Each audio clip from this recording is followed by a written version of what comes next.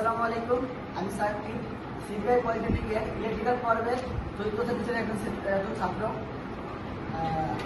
আজকে আমরা এখানে দেখতেছি যে একটা লাইট ডিমার সার্কিট।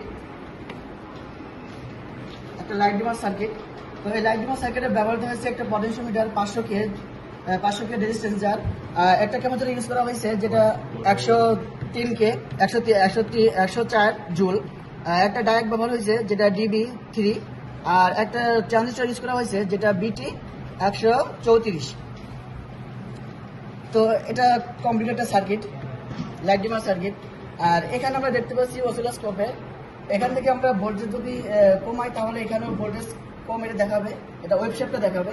যদি আমরা এখানে ভোল্টেজ বৃদ্ধি করি তো এখানে ওয়েবশেপটা বৃদ্ধি হবে, যেমনটা দেখতে পাচ্ছেন। এই লাইন দাও, ইনপুট দাও।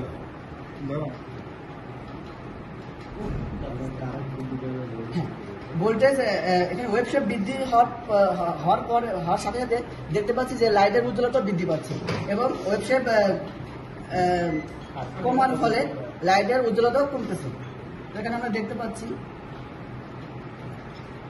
তো লাইটের উজ্জ্বলতা বৃদ্ধির সাথে সাথে দেখতে পাচ্ছি যে এখানে কারেন্টটাও বৃদ্ধি পাচ্ছে এবং ভোল্টেজটাও বৃদ্ধি পাচ্ছে, এবং উজ্জ্বলতা কমার সাথে সাথে দেখতে পাচ্ছি যে ভোল্টেজটাও কমতেছে, কারেন্টটাও কমতেছে।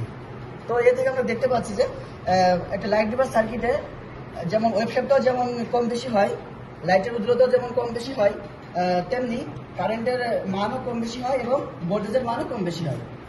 তো এটা একটা কমপ্লিট লাইট ডিমার সার্কিট।